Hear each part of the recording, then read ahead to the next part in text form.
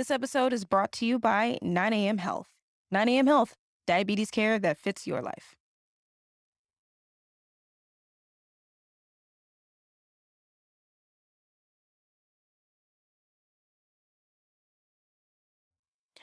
Hey guys, it's season 3. Can you believe it? Can you believe it? I can't believe it, honestly. I'll be honest, I was very, very nervous about podcasting in general, about putting myself out there in general, and it honestly feels good to be doing season 3. I feel like this is just an ongoing process and continuing to get better as I go through it. As you can see, I'm keeping up with the video. What's up, guys? If you're watching, I really do feel like I'm able to convey a lot more if you can actually see me, but not to worry, you'll also be able to hear me if you're out on a walk, driving in your car, or just doing something where paying attention to a screen is just not possible. So either way, I'm really glad to be back. Got a lot of catching up to do, got a lot of things to share. There is so much that I really want to talk to you guys about, but first things first, couple of updates that I will share with you guys, and then just kind of going into how I feel about moving forward with some things. So stay tuned and, hang out. Hopefully I share some things that are insightful and, helpful. Let's do it.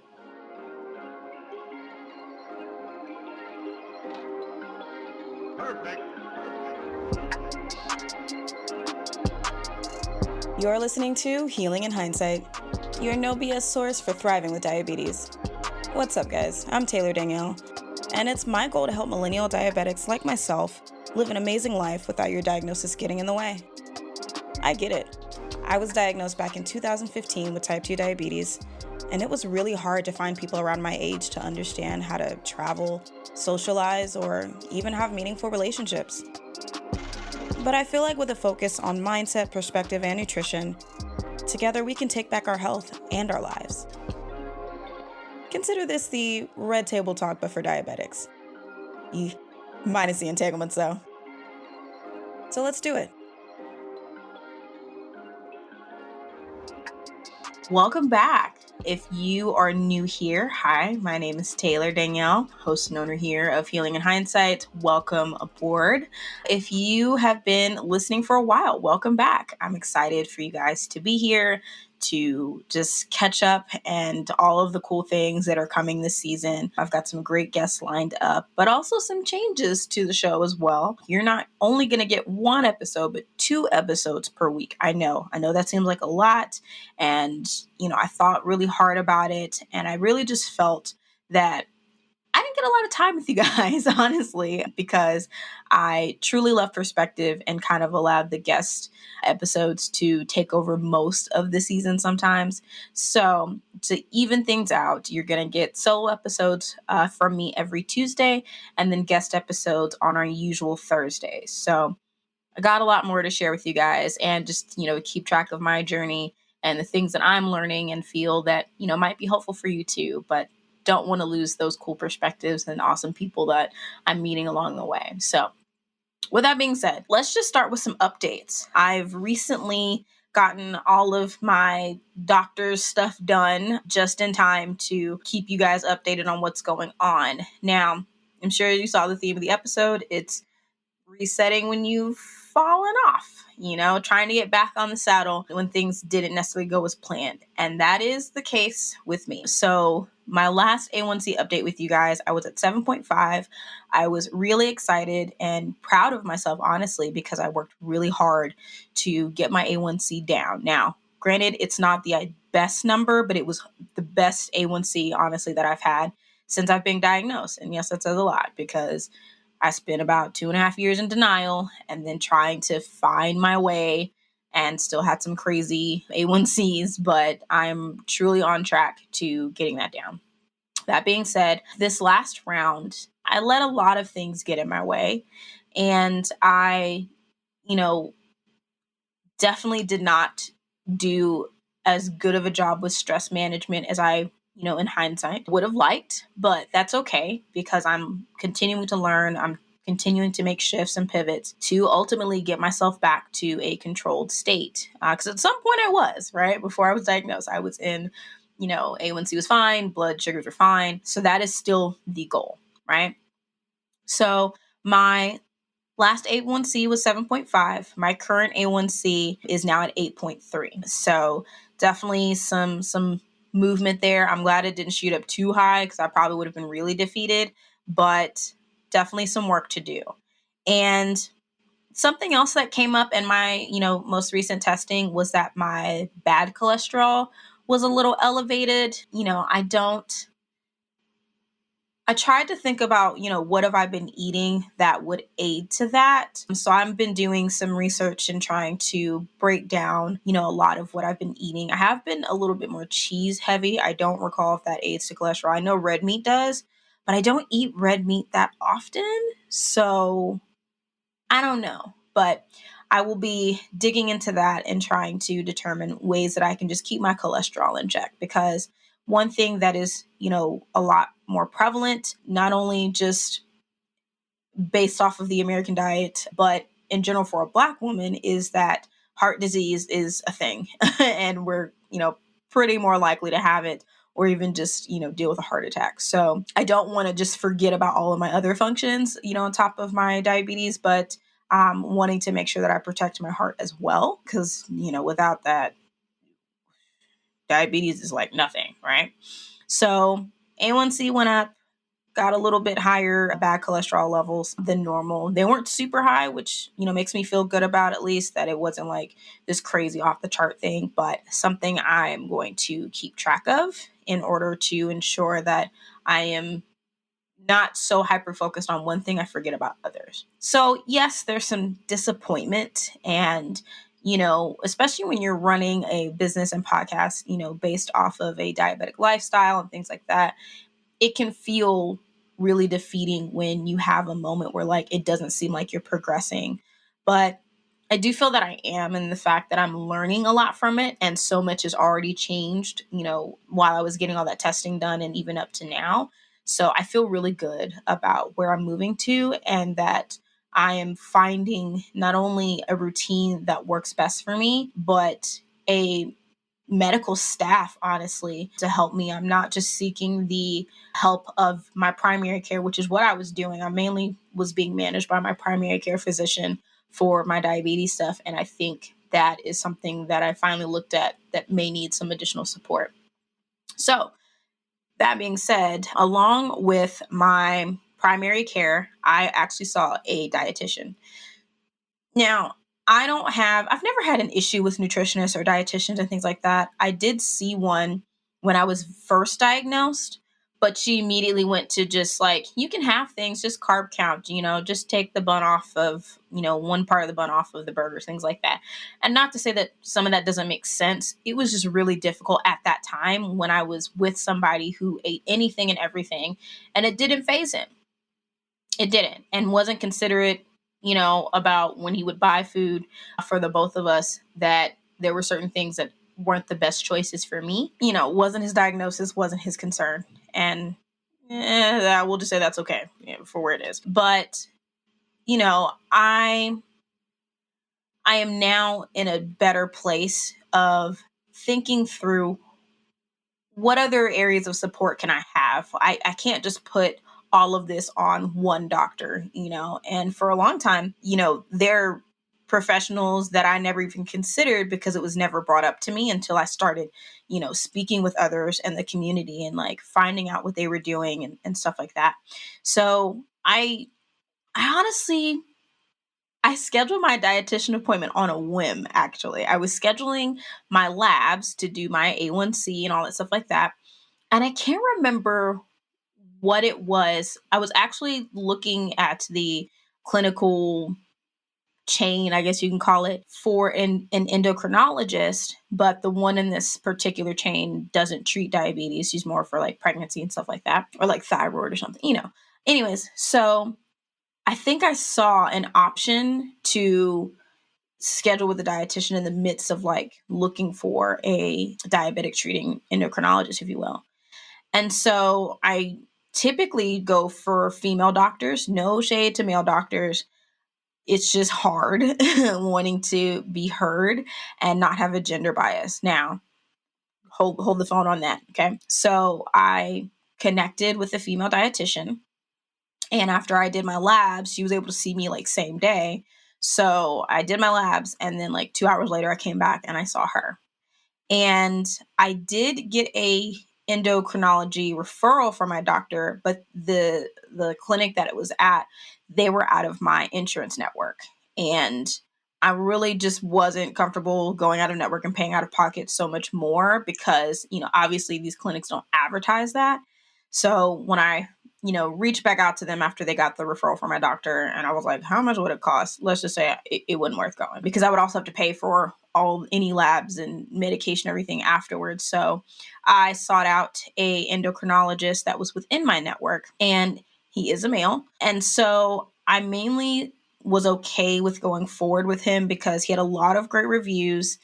And so a lot of the comments that I read were like, he really listened. He, explained everything to me well when it came to my diabetes management. I felt like I could have a conversation, blah, blah, blah, good things. Okay, I'll take a chance. Now, I had to wait to hear back if they had an appointment available. So in the meantime, I was seeing my dietitian. Now, the endocrinologist I was mainly scheduling because I wanted a constant glucose monitor. But unfortunately, when I reached out to my doctor, I was like, hey, are you willing to write a prescription for me to get a CGM? Or do I need to go to an endocrinologist? And that's when she referred me out. So when I was waiting to hear back from the endocrinology appointment setters, if you will, I see this dietitian and I bring her up to speed. She's in the same clinic as my doctor, so we use like a My Chart system, so she can see all of my stuff, right? And so I explained to her, like, eating is not the worst thing for me, honestly. Like, at home, I'm relatively a clean eater. Not that there's dirty eating, or you know what I mean, guys. So I don't keep heavy carb stuff in the house, because I know me, if I keep junk in the house, I'm gonna eat it, and I'm probably gonna eat it all in one sitting, because that's just an area of self-control that I need to work on. But since I know that about myself, I give myself small treats, and then I rein it in at home. So what I was really shocked at and appreciative of is she didn't go immediately into like, okay, well, you need to count this many carbs, this kind of thing. I was like, I know that I need to have carb, fat, protein. I know that that trifecta is effective, and I do my best to try to have all three if I can. There's some struggles here and there, but I don't know what's spiking me. Because this last round, I definitely noticed that my numbers in the mornings were higher, dawn phenomenon aside. And there's a whole episode where I talk about that more in detail. But I was just having crazy morning numbers. And it got to a point where I started checking my blood sugar multiple times throughout the day, which wasn't what I was originally diagnosed to do, right? But I just couldn't put my finger on it, on why I was experiencing these higher numbers. So she was like, well, do you have a CGM? I was like, well, I'm trying to get one through an endocrinologist, but I have to wait for them to confirm my appointment. And that's when she was like, oh, I can give you one. And I'm like, what? I've been trying to get one. I've literally been emailing places, seeing if I can order it without a prescription. No, they're checking my insurance. My insurance won't pay for it. So it was going to be pretty expensive out of pocket. And she was like, no, I can give you the full starter kit with the, a sensor free sample essentially. And then I can reach out to your doctor and have, request that she writes you a prescription based off of our conversation today. And I was so happy, because I really do feel like I've learned so much more in the, short time that I've been wearing my CGM than I ever have constantly pricking my finger. I love that I can see if I'm trending up, if I'm going to stay even for a little bit, if I'm going down, if I'm going really down. Like, I love that there's alarms to let me know when I'm going too high or too low. It's just changed things so much. I just feel very hyper aware, but not in a way that makes me paranoid. You know what I mean? Just in like, I'm making more cognizant decisions, because I actually like scanning myself. I'm like, oh, cool, there I am. My numbers have been really good since I've been wearing it.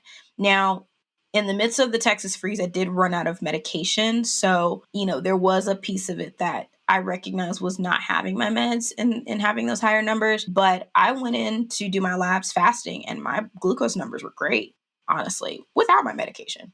So I know that it's possible, right? So she gives me CGM and I'm so happy.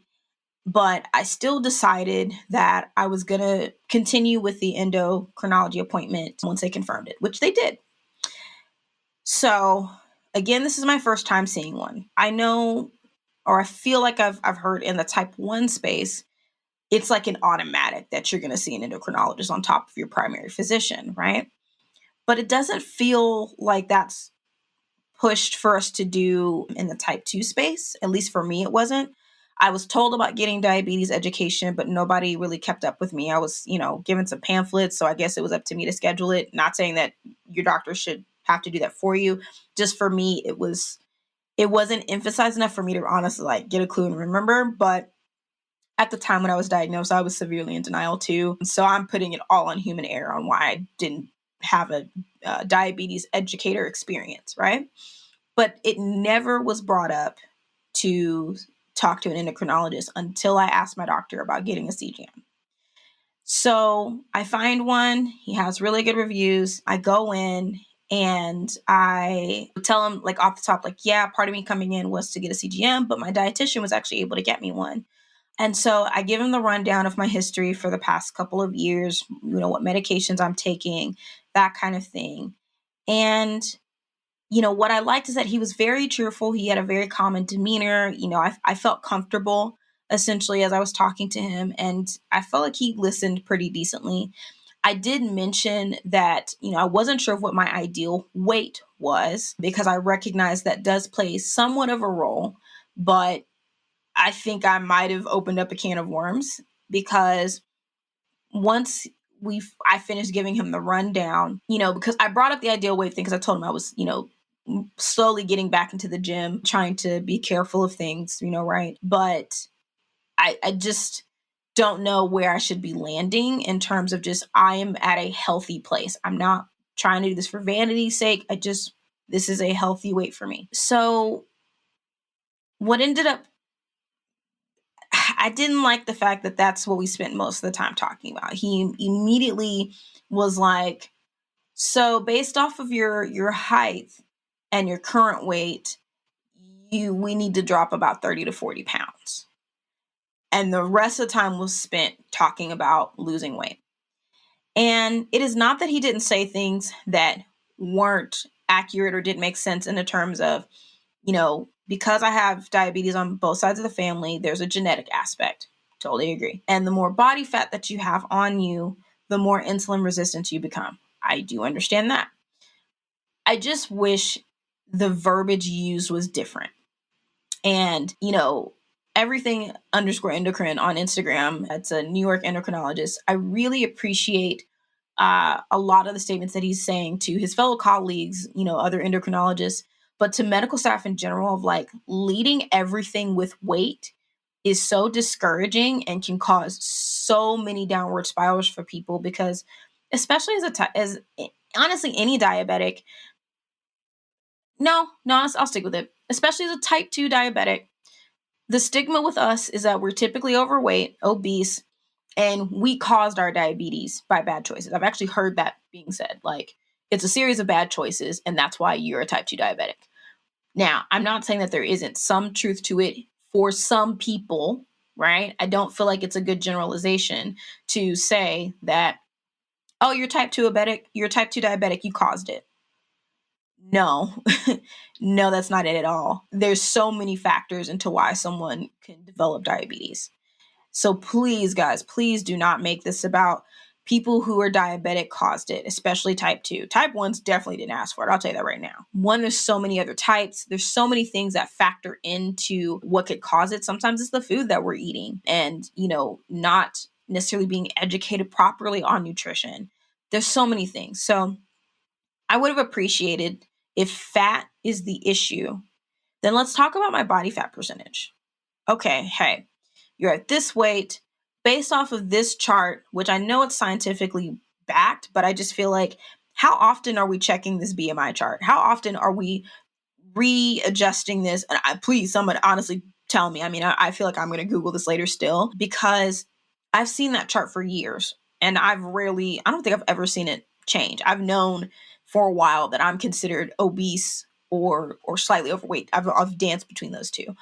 But I feel like it just places the wrong perception that if you're this ideal number, that means everything is going to be okay. And that is not the case at all. I definitely know some skinny people who are type 2 diabetics. So I really feel like we need to challenge the body mass index system and update it, because I definitely know some people who look obese and they have clean bills of health. That doesn't make sense. So I don't really appreciate that he utilized the BMI chart to determine that I needed to lose 40 pounds. I think had he been like, okay, let's calculate your body fat percentage. Okay, you're at about, I'm just picking a number. I think the last time I checked, it's like 32% or something like that. I'd like to see you down to 20%. And then slowly go down from there, right? I don't know. I just felt like that would have been a bit more receptive for me, because as he's saying this, I just go into this downward spiral of yet again something else telling me I'm too fat and I'm not good enough. Now, I get that's the story that I'm telling myself and not actually what's coming out of his mouth. But I have a lot of emotional trauma surrounding my weight.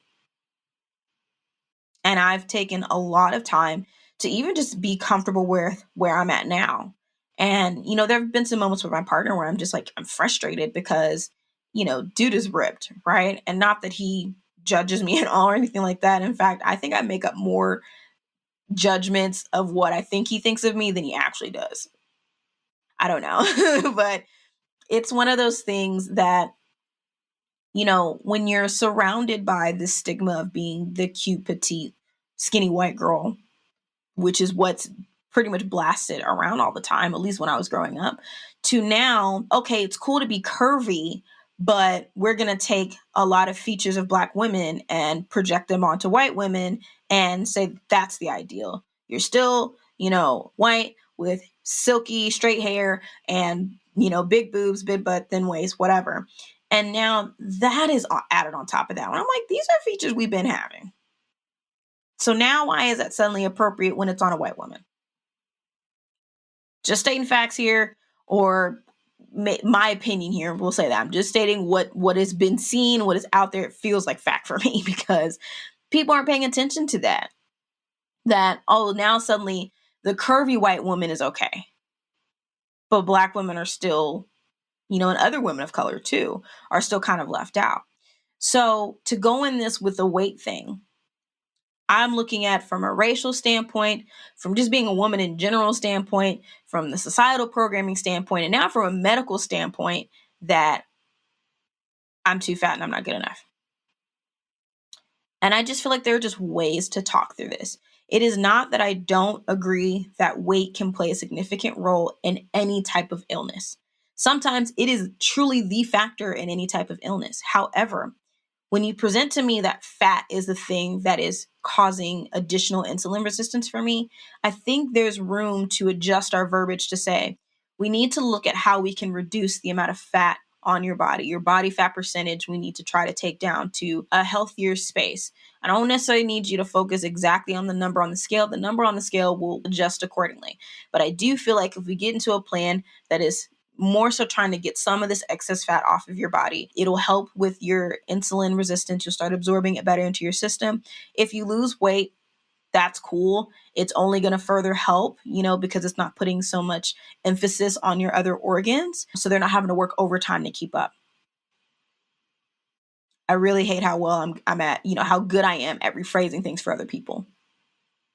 So it doesn't come off like a shitty kind of response. You're too fat. It's not that we don't already know this either. Like, you think I don't know that I'm not necessarily in the best shape of my life? I'm not going to say that I'm too anything. I know that I'm not in the best shape. I know that. But I don't think weighing 130 to 140 pounds is it. I haven't been that size since junior high school, and I wasn't a fully developed woman then. So I don't know what ideal healthy weight for Taylor looks like. In my mind, it's like 150, 160, right? But again, these are just numbers and we're not looking at other variables. So it was a little off-putting. I actually got really emotional when I went home afterwards because I'm just wrestling with like, do I really just resist this because this feels wrong? Or is it just because something with myself? I don't know. I just went into a very emotional spiral. Add to that, he advised me to start carb counting, which no.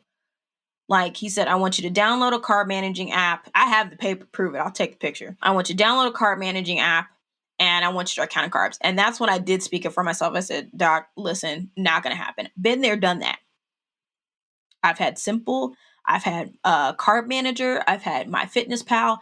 I do not do well with food logging because nowadays I cook with a lot of raw foods and they're not always bagged, and it's guessing the proportions is off because I'm still trying to learn what the right proportions are. It's just overwhelming and I fizzle out and I can't. I've found a way around mentally being able to overcome my food battles so that way I know I'm not overdoing it, but I'm still getting what I need.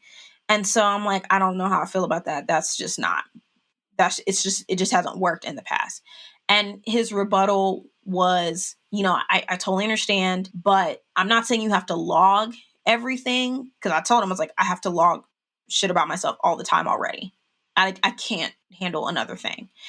He's like, I'm not trying to get you to log it. I'm just trying to get you to get used to, how much of what that you're actually consuming. And he's like, sometimes that's just what you have to do until you build a habit. Starting out as diabetic, maybe, and that's a big maybe, but this isn't news to me. I know that carbs can be a lot.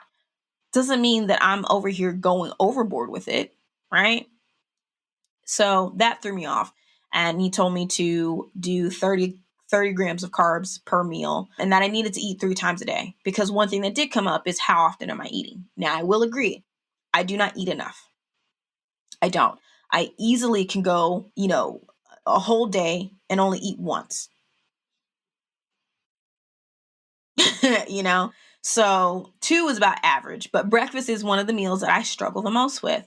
And what I really did appreciate is that he gave me permission for it to not be a full-on meal. He's like, you don't need to have a full-blown thing. Just even if it's something light, just you need to get something in your system. If it's coffee and an apple or something like, that's okay. You just need something. So that is something I'm going to be working on because I'm up so early.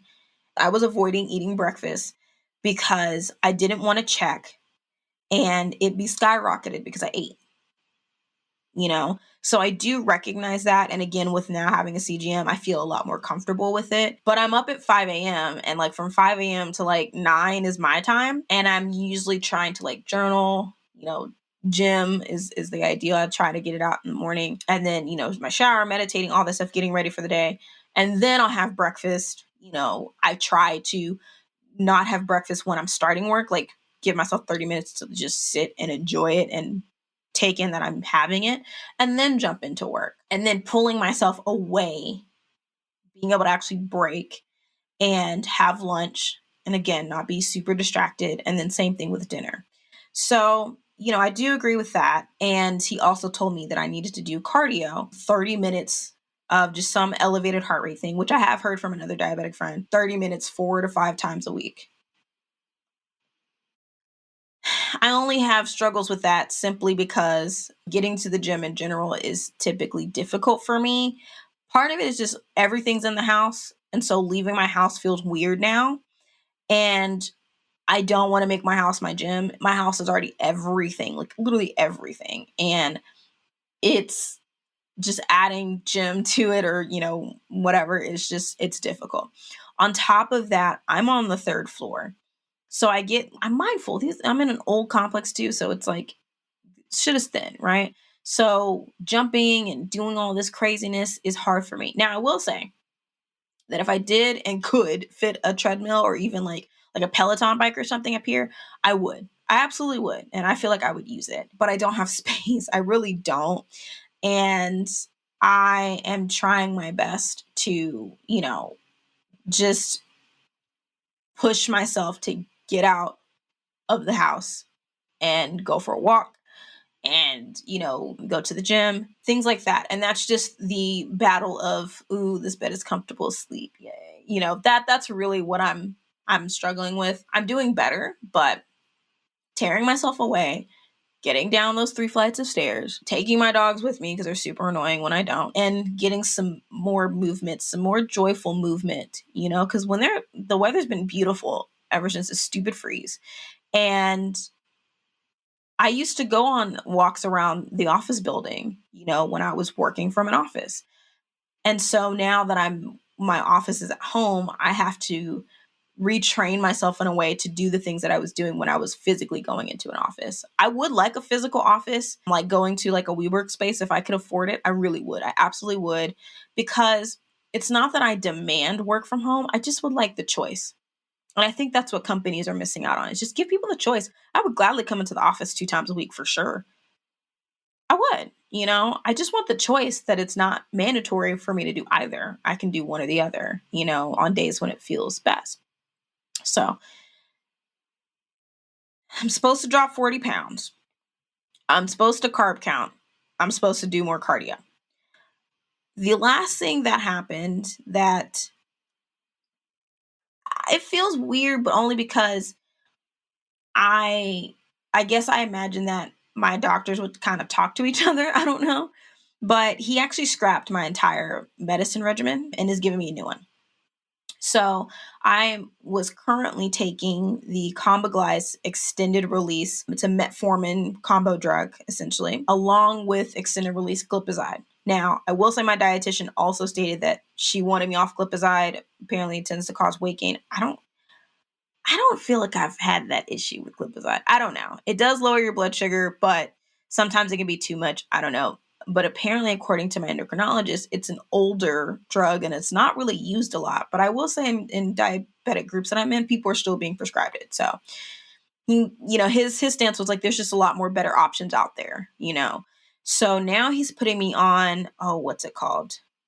Synjardia or something like that, and Ozempic, which is the weekly shot, which freaks me out a little bit.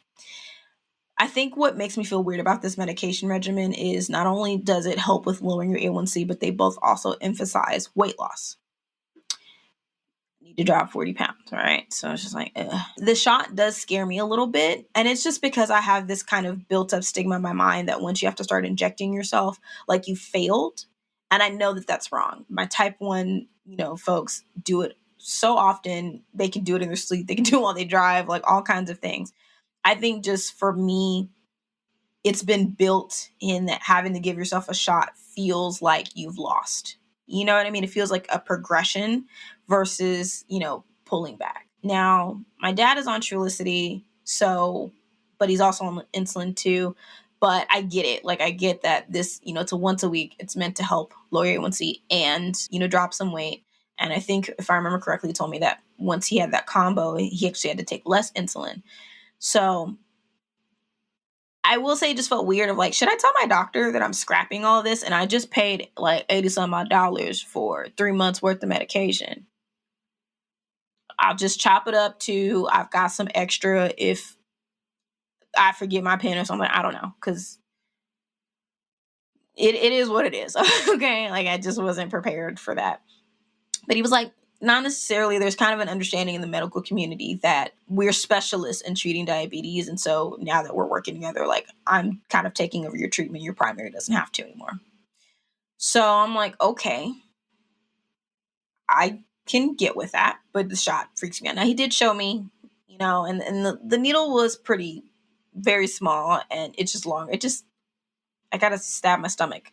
And I just feel strange about that. It's just something new. I know I got 12 tattoos and I'm freaking out over a needle. I know. So I think the bigger thing is that it's just the emphasis on weight loss, which just adds to this, like having to fight my insecurities about my weight. But it does feel a little weird. Like now I got to tell my doctor or my dietitian, so he just scrapped all my medication.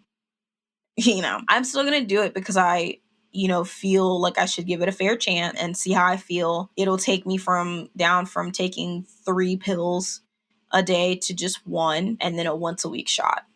So I'm going to give it a go. We'll see how it goes. I mean, I'll keep you guys posted on what that's going to be like. So in terms of moving forward, like I said, I'm still going to follow this medication routine. I am going to try to be more consistent about getting in the, I'm not going to try. I'm going to be more consistent about getting into the gym or movement of some sort, just, going and walking down the street and back. One of my good friends, we went like a 5-mile walk where we were literally just like walking around. We went to one store, to another store, to another store, and then walked back to her apartment. And it was like 5 miles. So I need to start implementing that. There's a Walgreens down the street for me, that kind of thing. So I feel like I can just start walking to do those things. And then I am considering seeking a second opinion with an endocrinologist. I'm going to wait until I see him again. And I want to have this conversation of like how it made me feel and some of my reservations with it, because I spoke up a little bit, but I don't feel like I spoke up enough. Right. And posing, can we talk more about body fat percentage than actual like a scale number? Because those are different, I'm definitely gonna let my dietitian know about the conversation and, get her take on it and just kind of go from there. Cause I also see her in a month and about the same time that I would see him. And then, my CGM has really been, I feel like it's been super beneficial to me since I've had it, even though it's been a short amount of time. So it's really helping me to adjust my eating. It's really helping me to like check like, oh, I think I got to maybe 164 or something like that the other day. And I was like, what did I have? And I'm like, okay, that makes sense. Okay, I'll cut this part or I'll separate them. I won't have them all at the same time. And then, I just need to find something that doesn't feel like working out. I need to find something to just help me get moving again that doesn't feel like working out. I mean, I will say I came from a place of, I used to do team sports. And then when I got into college, I did, dancing and stepping. And those things I enjoyed. And I got a semi-obligatory workout in, right? I was supposed to, I had thought about joining a soccer league probably about 2 years ago with some friends of mine. I just felt like I couldn't commit to it, and I haven't ran in forever, my knee, and every excuse in the book. So now with the, pandemic stuff going on, it's a little strange, but I feel like I might need to find something to get into that will help me with that. My partner does pool league, which is cool. So I just need to find something that gets me up and moving, but it doesn't feel like I'm having to do, this crazy thing. Maybe I'll join like a walking club or something. I don't know. So yeah, that's pretty much it. That's pretty much all I got. I think that's the gist of it, is just wanting to embrace what I'm being told and, adjust to how it best suits me, but really moving forward and finding ways to just continue to fine tune. And, this opportunity with different medication can possibly be my way of eventually coming off, right? So I'm going to take it in stride. I'm going to be optimistic as much as possible with it. I'm still having to deal with my insecurities with my body and, wanting to just accept it as it is. But I want to make it better too, in a sense of just optimizing it being healthy. So I'm trying to give myself grace and space to just feel through this, but try to look at it from an optimistic lens of it's not the end of the world, not to be so upset and the insensitivities and how he spoke to it, and to voice that, those concerns when I see him again, my endocrinologist. And from that conversation, I feel like that will let me know if I need to see somebody else, So yeah, that's all I got, at least this round. I'm really glad to be back with you guys. I feel like this season has so much in store and is going to bring so many perspectives to the table. And we're going to talk about a lot of great stuff and just continuing to navigate and live the best way possible with this condition and the healthiest way possible. So thank you guys for being here, for watching, for listening, for, sharing with your friends and family, and joining this crazy roller coaster of a ride that is my life. I will see you guys next time. Remember, Tuesdays and Thursdays, you will be hearing from me. Tuesdays, just me. Thursdays, it's going to be me and a friend. So I think that's it. I'll catch you guys next time.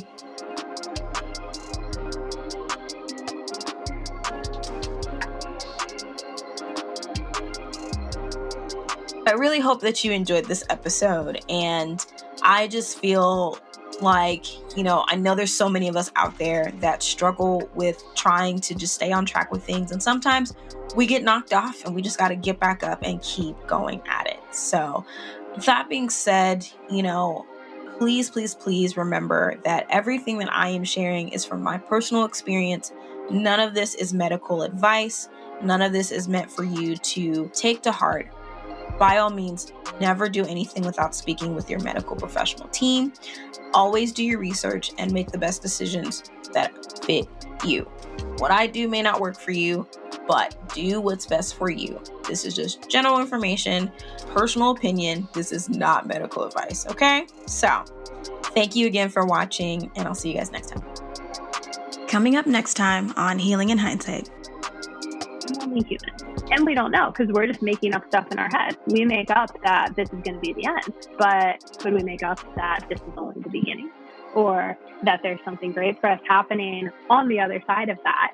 But as it then pertains to food and falling off track, and just to go a little bit deeper into that, is the number one thing I always say is have compassion for yourself, for your body in the present moment of where you sit right here, right now, because we are all truly only human and nobody has it all figured out.